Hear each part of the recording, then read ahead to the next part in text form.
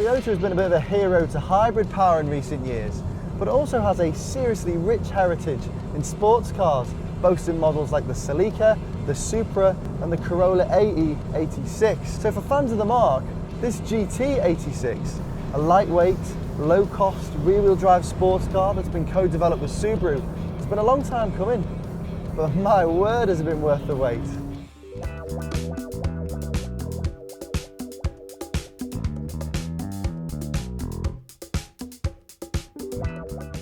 Toyota is a company that is brilliant at the detail. The 86 logo that adorns this car, for example, not only pays respect to the Corolla AE86, it also describes the diameter of the twin exhausts, as well as the bore and stroke of this car's 2-litre 197 brake horsepower engine. As for that unit, it's what's called a boxer configuration, meaning the cylinders are now horizontally opposed, and that allows Toyota to position the engine lower, thus reducing this car's centre of gravity. It's also one of the reasons why this car actually sits lower than a Porsche 911. There are also some really nice design elements to grab your attention too, like these daytime running LED headlamps, customisable front fender vents, as well as this rear wing that comes complete with these canard fins. And not only do they look cool, Toyota says they also improve lateral stability.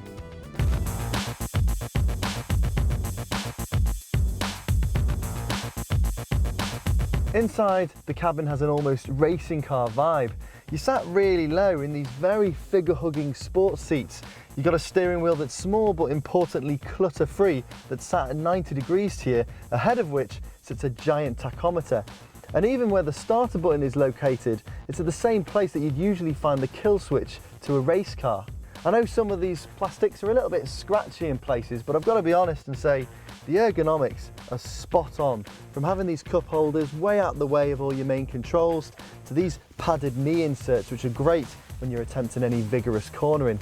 Standard equipment is generous too, with all cars receiving air conditioning, a USB device, as well as Toyota's touch and go system that has one of the easiest user interfaces, from finding radio stations to integrating your own hands-free Bluetooth phone set. Toyota describes the GT86 as a 2+2, and that's quite fair really, as these two seats are only really acceptable for small children. And while the boot may be substantially bigger than a Mazda MX-5, it isn't quite as spacious as the Audi TT.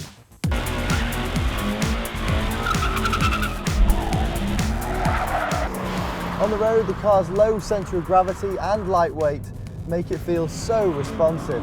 There's a real delicacy about the controls and the way this car handles. Now on paper, I know the performance levels may look a little undernourished, especially compared to hot hatch rivals at this price point. But you've got to trust me on this one. This car is not about figures. It's about the way it makes you feel from being sat right here. The fact that Toyota offers a limited slip differential as standard, as well as 17-inch alloys that are shed not on any track special tyres, but the same humble rubber that you get on a Toyota Prius, it means you can have so much fun in adjusting the throttle, moving the chassis about, and it's all at road legal speeds. If there's any one criticism that I had to point at this car, it would be as a result of that weight loss program. You do get quite a lot of cabin noise, but I can live with that. I sure can definitely live with that.